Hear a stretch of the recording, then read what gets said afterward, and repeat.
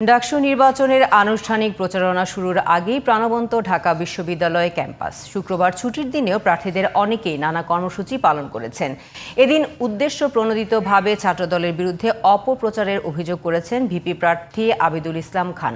আর নির্বাচিত হলে আবাসন, খাদ্য সংকট সমাধান ও ফ্রি ইন্টারনেট সেবা সহ নানা আশ্বাস দিয়েছে ঐক্যবদ্ধ শিক্ষার্থী জোট ও বৈষম্য বিরোধী শিক্ষার্থী সংসদ। এদিকে নির্বাচনকে ঘিরে টানানো বিলবোর্ড সরিয়ে ফেলার নির্দেশ দিয়েছে নির্বাচনের চিফ রিটার্নিং অফিসারের কার্যালয়। পাশাপাশি 2টি হল বাড়িয়ে মোট 8টি কেন্দ্র নির্ধারণ করেছে প্রশাসন। মাহি হাসানের রিপোর্টে বিস্তারিত।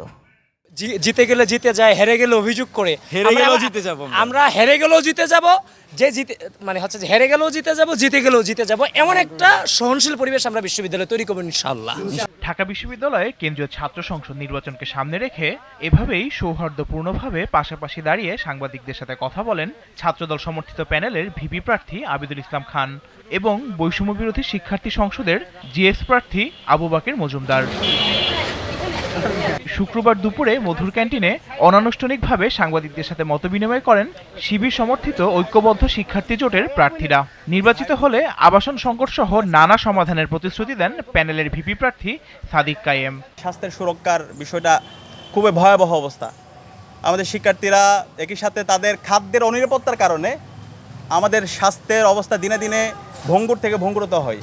এবং একই সাথে শুধু ঢাকা বিশ্ববিদ্যালয় মেডিকেল সেন্টার না, অনেকগুলো হচ্ছে আমাদের হাসপাতাল আছে। সেই হাসপাতালগুলোর সাথে আমাদের MOU করে আমরা শিক্ষার্থীদের বিভিন্ন টেস্ট এবং ঢাকা বিশ্ববিদ্যালয়ের শিক্ষার্থীদের তাদের রিলেটিভ যারা আছে তারাও যেন এই ফেসিলিটিগুলো পায়, সেটা আমরা এনশিওর করব।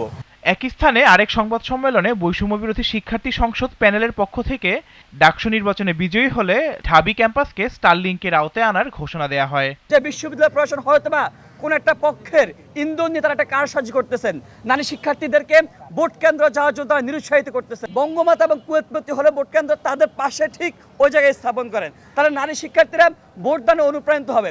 এর আগে শুক্রবার শহীদুল্লাহ হলে জুমার নামাজ আদায় করেন ছাত্রদলের ভিপি প্রার্থী আবিদুল ইসলাম খান। বিভিন্ন গ্রুপ থেকে ভুল তথ্য দিয়ে ছাত্রদলের বিরুদ্ধে কুৎসা রটানোর অভিযোগ করে এর বিরুদ্ধে ব্যবস্থা নিতে প্রশাসনকে আহ্বান করেন তিনি।